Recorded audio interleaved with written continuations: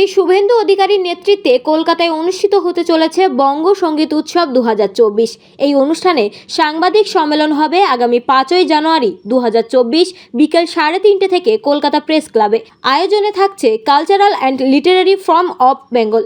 এখানে উপস্থিত থাকবেন শ্রী জিতেন্দ্র তিওয়ারি, শ্রী অসীম সরকার, শ্রীমতী সংঘমিত্রা চৌধুরী, শ্রীমতী অঞ্জনা বসু, শ্রী কৌশিক রায়, শ্রীমতী ঋদ্ধি বন্দ্যোপাধ্যায়, শ্রী দেবজিৎ বন্দ্যোপাধ্যায়, শ্রী দিবেন্দু দাস বাউল, পণ্ডিত মোল্লার ঘোষ প্রমুখ।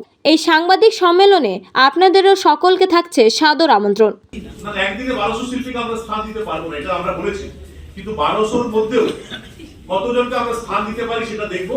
কিন্তু একটা জিনিস আমরা গ্যারান্টি দিয়ে বলছি, যে শিল্পীরা স্থান পাবেন তারা কেউ আমাদের কাছের লোক হবেন না। ওই অনুষ্ঠানে আমাদের যে সঙ্গীত অনুষ্ঠান হতে চলেছে সেখানে অংশগ্রহণ করার মাপকাঠি কিন্তু আমাদের নৈকট্য থাকবে না।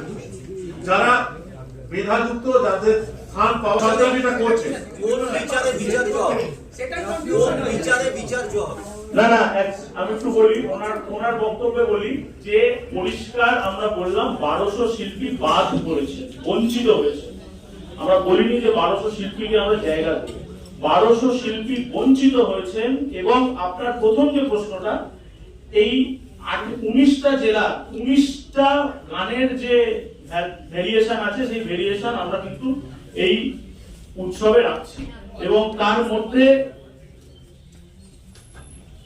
দার্জিলিং এর ভাওয়াইয়া থেকে শুরু করে সাউথ 24 পরগনা, সুন্দরবনের বনবিবি গান পর্যন্ত থাকছে। জিতেন্দ্র 1200 শিল্পীর মধ্যে যদি তারা নিশ্চয়ই তারা ট্যালেন্টেড, তাহলে সেই অর্থে আপনারা একদিনের ফেস্টিভ্যালে 1200 জনকে খুশি করতে পারছেন না। তাহলে একদিনে যাদেরকে খুশি করছেন বাকিজন তো তারা অসন্তুষ্ট থেকে। আমরা কাউকে খুশি করছি না। আমরা 1200 সংখ্যাটা এই কারণে বলছি যে এই যে আমরা এতজন একত্রিত হয়েছি, কেন আমাদের এই সিদ্ধান্ত নিতে হলো? 1200 জন বঞ্চিত হয়েছে বলে এতজন গুণী ব্যক্তিরা মঞ্চে উপস্থিত হয়ে এই ধরনের একটা সিদ্ধান্ত। সাংবাদিক সম্মেলনে ইন্দ্রনীল সেন মন্ত্রী আমাদেরকে পরিষ্কার জানিয়েছেন 800 শিল্পী বাদ গেছে, কিন্তু তার কারণ হচ্ছে যে দীর্ঘ 25 বছর ধরে যে বাংলা সঙ্গীত মেলা চলছে, তাতে ওই 800 শিল্পীরা পরপর অনেকবার প্রোগ্রাম করেছে, তাহলে নতুন শিল্পী সুযোগ পাবে কোন? সেই কারণে অডিশন দিয়ে একদম অডিশনের ভিত্তিতে 800 শুধু তাই নয়, অ্যাঙ্কারকেও বাদ দেওয়া আপনাদের সরকার প্রেস কনফারেন্স এবং কবিতা উৎসবেও সরকার সেদিনকেও এই কথাটা বলে। আচ্ছা, এটা আমি উত্তর দিচ্ছি। এই যে বলছো 800 শিল্পী, এক একজন শিল্পী আমি দায়িত্ব নিয়ে বলতে পারি একাধিক মঞ্চে গান গেয়েছে, মুকুন্দপুরে গান গেয়েছে, আবার উত্তোলন উত্তীর্ণ এইসব যেখানে নানা রকম এখন উত্তোলন হয়েছে আমাদের তথাকথিত, সেখানেও গান গেয়েছে। এক একটা শিল্পী 2 জায়গায় 3 জায়গায় গেয়েছে। কে কি, আমি নাম করে কাউকে বলতে চাই না, কে কি বলছেন, মন্ত্রী বলছেন কি শান্তি বলছেন আমরা জানি না। মন্ত্রী এখন কে বলেন? আমন্ত্রণ আছে একটা ফোনে, আপনার অমুক দিন অনুষ্ঠান আছে, সরকারি অনুষ্ঠান এরকম করে হয় নাকি? আপনি অমুক দিনের মধ্যে, অমুক দিন থেকে অমুক দিনের মধ্যে এই মধ্যে চলে আসবেন, সেটা ইন্দ্রনীল বাবু সুপ্রিয়র সঙ্গে লড়াইটা যত তাড়াতাড়ি মিটাতে পারেন সেদিকে মন দিন। এগুলো নিয়ে ওনাকে খুব বেশি ভাবতে হবে না। ওনার যে কাজটা করা উচিত সেটা করুন। উনি বাবু সুপ্রিয় যেভাবে লড়াই করছেন, এটাতে রাজ্য সরকার ভাবমূর্তি নষ্ট হচ্ছে, সেদিকে নজর। দ্বিতীয় হচ্ছে এগুলো এজেন্সি দিয়ে করানো হচ্ছে। সরকারি অনুষ্ঠানে এজেন্সি আসে কি করে? আর এখন ইমেইলেতে একটা পাঠিয়ে দিলে 1 লক্ষ লোকের কাছে চিঠি পৌঁছে যায়, সেই চিঠি আসে না কেন? শিল্পীর সম্মান নেই, মন্ত্রীদের সম্মান আছে। শিল্পীরা কি, আমরা খেটে বড় হয়েছি, তাদের মতো ব্যাগ বয়ে কার পেছনে ঘুরে টাকা দিয়ে বড় হয়নি। ফোন আসে, এবং সেটা কে করে? একটা লোক, একজন যে করছেন তার তিনি কন্ট্রাক্ট সার্ভিসে বা এজেন্সি থেকে। এই বিষয়টা বিচার হবে না, একদম না, একদম না। ওই অনুষ্ঠানও করে এসেছে, তাহলে আপনারা ওই অনুষ্ঠানও যদি করে থাকে এবং যদি যোগ্য থাকে এবং যদি ইন্টারেস্ট দেখান যে হ্যাঁ এখানেও গান করতে চাই, কারণ কোনো অসুবিধা নেই। তাহলে ওখানেও তারা অ্যাপ্লাই করছে, ওখানে তারা মঞ্চ করছে, আবার এখানেও হবে না। এখানে তো বলা হয়েছে প্রথমে যে যোগ্যতা, যাদের যোগ্যতা আছে তারা সব জায়গাতেই গাইবে। দিব্যেন্দু একটা কথা বলেছে যে শিল্পীরা হলো পাখির মতো, সব আকাশে তারা মুক্তভাবে ডানা মেলে উঠবে। এই মুক্ততাকে আমাদের বাধা দেওয়া হচ্ছে। উনি বলছিলেন যে রবীন্দ্রনাথের গান হচ্ছে কিনা, আমি নিজেই তো পঞ্চকবির গানের শিল্পী, তাহলে আমি মঞ্চে বসে কি করছি? আমি এমনি আপনাদের সামনে বসে আছি এবং আমরা 25 বছর 40 বছর কাজ করেছি, আমাদের উপরে যদি এই আঘাতটা আসতে পারে, নতুন ছেলেমেয়েদের উপর তাহলে কতটা আঘাত আসতে পারে। উনি বলেন 800 শিল্পী বাদ গেছে, যাদের বারবার দেওয়া হচ্ছে। যেটা দেবজিৎ বাবু বললেন যে সেই শিল্পী, অনেক শিল্পী আছে তারা জেলা মেলা, আপনি দেখবেন স্টাফ আর্টিস্টের মতো প্রত্যেকটা কাজে তারা পায়, প্রত্যেকটা কাজে। নামে আর্টিস্টের মতো তো আমরা করি, আমরাও তো বাদ গেছি। আমরা সারা পৃথিবীতে কাজ করি, নিজের দমে কাজ করি। আমরা কেন অনুপ্রেরণায় কাজ করি, আমরা নিজের দমে শিল্প চর্চা করে সেই ভাব খাই। একটা কথা বলি, দেখুন আপনারা যারা সাংবাদিক বন্ধু আছেন, একটা জিনিস আপনারা ফিল করবেন যে আমরা একটা মহৎ উদ্দেশ্য নিয়ে একটা কাজ করছি। আমরা আপনাদেরও সাজেশন চাইবো যে এই অনুষ্ঠান ঠিকভাবে করতে গেলে কোথাও ভুল ত্রুটি যদি থাকে সেটা আপনাদের সাজেশন নিয়ে কি করে আরো বেটার করা যায় সেই সাজেশন আপনাদের কাছে আমরা নেব। শুধুমাত্র সমালোচনার জন্য সমালোচনা না, আমরা একটা ভালো কাজ করতে চলেছি। আমরা চাইবো যে সবাই মিলে এটাকে সাপোর্ট করুক এবং রাজ্য সরকারের উপর আমরা একটা প্রেসার ক্রিয়েট করতে পারি যাতে আগামী দিনে কাউকে বঞ্চিত করার সাহস না দেখায়। অসীম শ্রদ্ধেয় বিধায়ক অসীম সরকার। আমি একটা কথা কিন্তু আগেই বলে গেছি, বাংলার কবিগান মাননীয় মুখ্যমন্ত্রীর চোখে পড়ে।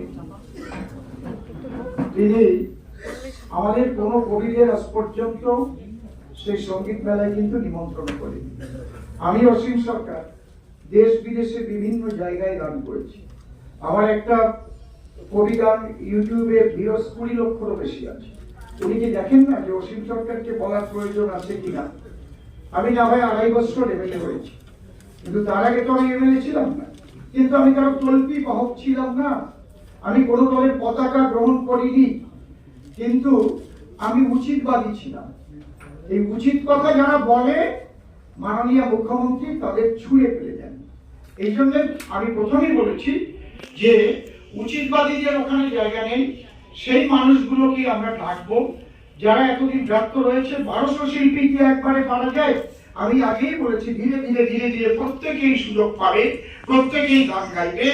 আরো 1200 বাদেও যারা আছেন, যারা বিভিন্ন জায়গায় করে থাকেন। জিতেন্দ্র এবং এখানে মঞ্চে যারা যারা আছেন প্রত্যেককে আমার নমস্কার জানাই। এই যে ফোরামটার মাধ্যমে আজ আমরা সবাই একসঙ্গে এসেছি, এই স্টেজে বসতে পেরেছি, কালচারাল অ্যান্ড লিটারারি ফোরাম, এরা অনেকদিন ধরে অনেক রকম অনেক ধরনের কাজ করছে, বিশেষ করে আমাদের বাংলার সংস্কৃতিকে বাঁচিয়ে রাখবার জন্য, আমাদের পরবর্তী জেনারেশনকে আমাদের সংস্কৃতি আসলে কি সেটা দেখানো, বোঝানো এবং সেটাকে বয়ে নিয়ে যাওয়ার জন্য তারা অনেক রকম কাজ করছে। আমি অনেক কাজের সঙ্গে এদের যুক্ত, অনেকভাবে যুক্ত, কিন্তু এইভাবে এক প্ল্যাটফর্মে হয়তো আপনাদের সামনে, আমাদের সংবাদ মাধ্যমের বন্ধুদের সামনে হয়তো প্রথম বসলাম। এটা একটা আমার প্রাপ্তি আমি বলবো, তার কারণ যে অনুষ্ঠানটা নিয়ে আজকে আমরা এখানে একত্রিত হয়েছি সেটা হচ্ছে আমাদের সঙ্গীত উৎসব কেন্দ্র, হ্যাঁ, মেলা নয়, কারণ আমরা খেলা মেলা বিশ্বাস করি না।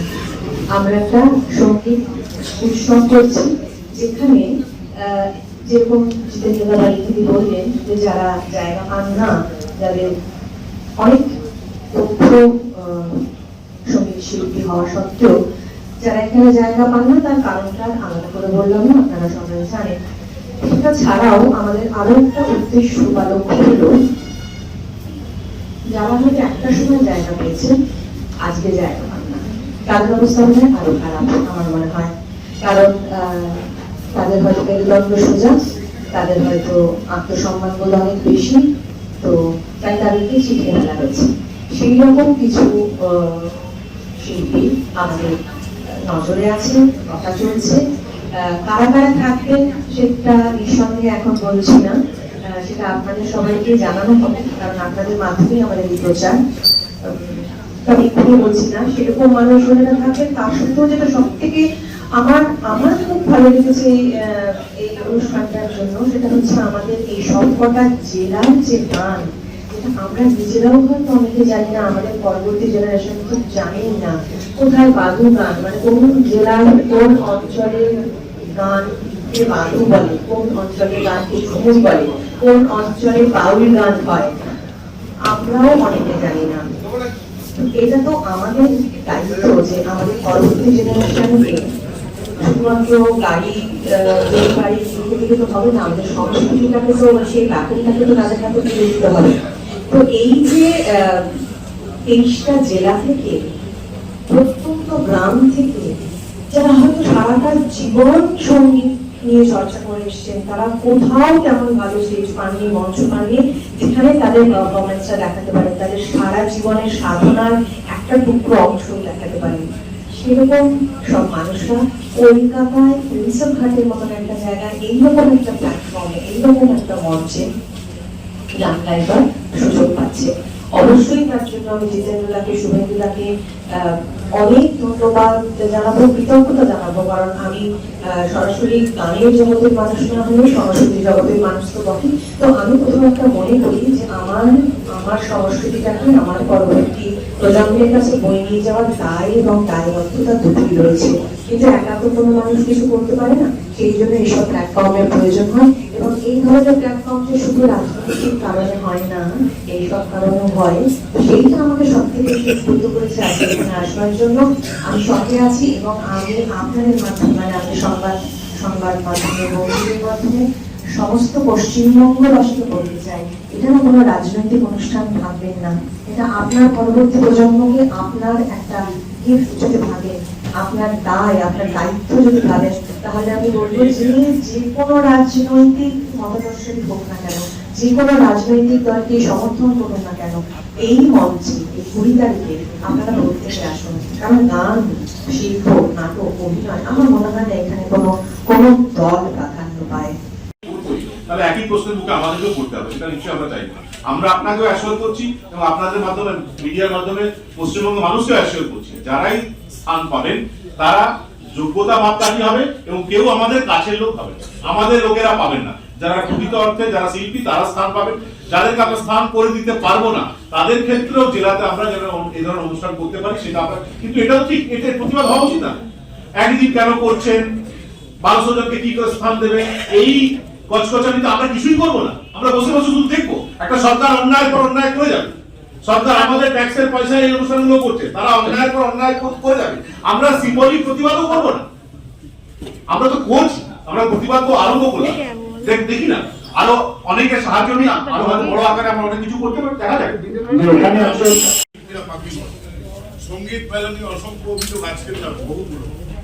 আপনারা বলছেন দলমত নির্বিশেষে ঊর্ধ্বে কাজ করবেন। বাবুল সুপ্রিয়, ইন্দ্রনীল সেন খ্যাতিমান শিল্পী, নিশ্চয়ই এটা মানে তিনি মন্ত্রী হতে পারে, রাজনীতি করতে পারে, তাদেরকে আমন্ত্রণ জানাবার মতো গেস্টার আপনারা দেখাবেন। ওনাদের চাকরি চলে যাক এটা আপনি কেন চাইছেন?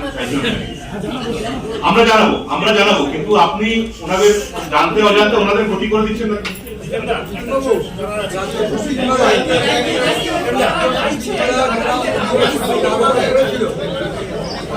সতীর্থ আছেন, সবাই যারা উপস্থিত হচ্ছেন, প্রত্যেককে আমার নমস্কার। আমাদের এই বঙ্গসঙ্গীত উৎসব যেটা আমরা করতে চলেছি, সেটা আপনারা সকলে বুঝতে পেরেছেন কি হতে চলেছে। আমি আমার পক্ষ থেকে এইটুকুই বলবো যে আমার কাছে অনেক আবেদন জমা পড়ছে, অনেক শিল্পীরা আমার সঙ্গে যোগাযোগ করছেন, কিন্তু এটা আমাদের প্রথম বছর, first edition of the programme. আমরা এই বছর হয়তো খুব বেশি শিল্পীকে জায়গা দিতে পারবো না, কিন্তু আপনারা সবাই আসুন, আনন্দ করুন, দেখুন। এরপরে আমরা এই উৎসব জেলায় জেলায় করবো, এবং আগামী বছর কথা দিচ্ছি একদিন নয়, একাধিক দিন ধরে এই উৎসব হবে, এবং সেই উৎসবে যারা যারা এবছর জায়গা পাননি নিশ্চয়ই পাবেন, তার যদি সেই ট্যালেন্ট থাকে। অবশ্যই ট্যালেন্ট দরকার, কারণ সঙ্গীত এমনই একটা জিনিস যা মানুষের মনকে ভালো করে, আবার মনকে খারাপও করে। আমি একজন চলচ্চিত্রকার, আমার ছবিতে আমি অনেক গান ব্যবহার করি, যে গানটা অলঙ্কৃত করে। গান এই মন ভালো করা, মন খারাপ করা, বৃষ্টির গান, রোদের গান, আজকে আমরা যে আঞ্চলিক গান, ফোক গানকে নিয়ে ভাবছি, বহু ফোক গান বাংলায় আছে, এসব গান নিয়ে আমরা এবারের উৎসব একটা জমজমাটি উৎসব করব, সবাই আসবো, সবাই আনন্দ করব, প্রত্যেকে মানে এই অনুষ্ঠানে পার্ট অ্যান্ড পার্সেল হয়ে উঠবেন, যাতে আমরা আগামী বছর ফাটিয়ে দারুণ করে এই অনুষ্ঠান অনেকদিন ধরে করতে পারি। সকলকে শ্রদ্ধা জানিয়ে আমি দুটো কথা বলছি। আজকে শ্রদ্ধেয় বিরোধী দলনেতা মাননীয় শুভেন্দু অধিকারীর নেতৃত্বে নতুন করে কেন আমাদের আবার এই সঙ্গীত উৎসব করতে হচ্ছে, কারণ মাননীয় মুখ্যমন্ত্রী যেটা পশ্চিমবাংলায় করে থাকেন, যার নাম বাংলার সঙ্গীত মেলা, সেখানে আমরা দেখতে পেয়েছি প্রায় 1200 শিল্পী ব্যস্ত থাকে। তার মানে আপনারা তো বুঝতেই পারছেন যে শিল্পীদের নিয়ে কখনো দলবাজি করা উচিত নয় বলে আমি মনে করি। শিল্পী, খেলোয়াড়, যারা সিনেমা আর্টিস্ট, এদের কোনো জাত হয় না, এদের কোনো দল হয় না। এদের শিল্পত্ব সকলের উন্নয়নের জন্য, সকলের আনন্দের জন্য। যখন খেলা হয় তখন সবাই, বিশ্বের সবাই আনন্দ পায়। যখন সঙ্গীত হয় বিশ্বের সবাই আনন্দ পায়। যখন আমরা গান বাজনা করি তখন সেখানেও মানুষ আনন্দ পায়। তাই কিন্তু বর্তমান সরকার আমরা দেখতে পেয়েছি যে তারা ঠিক তাদের তল্পি বাহক যারা, তাদের কথা যারা বলে এবং শিল্পী কার্ড যাদের দিয়েছে, দেখা যাচ্ছে সেই শিল্পীদের নিয়ে সরকারি প্রোগ্রাম করাচ্ছে। এটা তো একটা জঘন্য ব্যাপার। সরকারি কথা বলার জন্য শিল্পীদের টাকা নিয়ে কিনে নেওয়া হবে, আর সেখানে তাদের উৎসবে জায়গা দেওয়া হবে, যে অযোগ্য তাদেরকেও বিশেষ বিশেষ সম্মানে ভূষিত করা হবে। আজ পর্যন্ত বাংলার যারা লোককবি, চারণ কবি, কোন চারণ কবিকে একটা সম্মান করা হয়নি। বয়োবৃদ্ধ বহু চারণ কবি তারা মৃত্যুবরণ করেছে, তারা গান করেছে, কবিগানের মাধ্যমে বিভিন্ন শুধু ধর্মীয় চেতনা দেয় তা না, সমাজ চেতনা, তারপর নারী জাগরণ, সাম্প্রদায়িক সম্প্রীতি, আমরা সমস্ত গানগুলোই গাই। কিন্তু আমাদের চারণ কবিদের কোনো জায়গা আজ পর্যন্ত মাননীয় মুখ্যমন্ত্রীর কোনো মঞ্চে কিন্তু হয়নি। তিনি যে সঙ্গীত মেলা করে থাকেন, যে কারণে আজ মাননীয় আমাদের বিরোধী দলনেতা শুভেন্দু অধিকারী মহাশয় দেখলে এই শিল্পীগুলো কেন ব্যর্থ থাকবে। আমরা সবাইকেই ডাকবো, শুধু তাদেরই ডাকবো যারা আমাদের সঙ্গে আছে তা নয়, যারা যোগ্য, যারা সম্মান পাওয়ার মতো। আমরা প্রত্যেকেই নিমন্ত্রণ করবো। এক বছরে হয়তো সবাইকে ডাকা যাবে না, আমরা সেইভাবেই করব। আমরা দেখাতে চাই যে আমরা সবকা সাথ, সবকা বিকাশ, সবকা প্রয়াস, সবকা বিশ্বাস নিয়ে আমরা চলবো। সমস্ত শিল্পী আমাদের শিল্পী, বাংলার শিল্পী, আমরা সমস্ত শিল্পীদের নিয়ে আমরা এই উৎসব করবার জন্য ব্রতী হয়েছি। নমস্কার। প্রত্যেকটা জেলায় জেলায় প্রাপ্ত শিল্পীরা যারা আছে এবং যারা মাটির গান গায়, যারা সত্যি ভালো শিল্পী, তাদের আমরা ডেকে দেবো। আমার জিতেন্দ্র প্রশ্ন, আপনারা কেন্দ্রীয় সরকারে আছে, তা এই যে মেলাটা করছেন, একটা সংস্থা আছে, তা আপনারা একদিনের জন্য করছেন কেন? আপনাদের কোনো ইয়ে নেই যে বড় করে করা বা এক সপ্তাহ ধরে করা, বা আপনাকে অনুমতি পাচ্ছেন? আপনাকেও রিকোয়েস্ট করছি, আপনাকেও রিকোয়েস্ট করছি হাইকোর্টে যেতে হবে এইসব ব্যাপার আছে? না, হাইকোর্টে, সুপ্রিম কোর্টের কোনো ব্যাপার না। আমরা তো ইনিশিয়ালি স্টার্ট করেছি, ইন্টেনশনটা বুঝতে হবে। ইন্টেনশন আমরা কি বললেন যে আমরা একদিন কলকাতায় করছি, এরপর বিভিন্ন জেলাতেও আমরা এই ধরনের অনুষ্ঠান করব। জেলা যারা শিল্পীরা আছেন, অ্যাজ এন টোকেন হিসাবে একজন দুজনকে এখানে নিয়ে আসবো। হয়তো একটা জেলাতে 100 জন ছিল, দুজনকে আমরা এখানে স্থান দিতে পারলাম, বাকি 98 জনকে জেলাতেও এই ধরনের অনুষ্ঠান করে সেখানে আমরা স্থান করবো।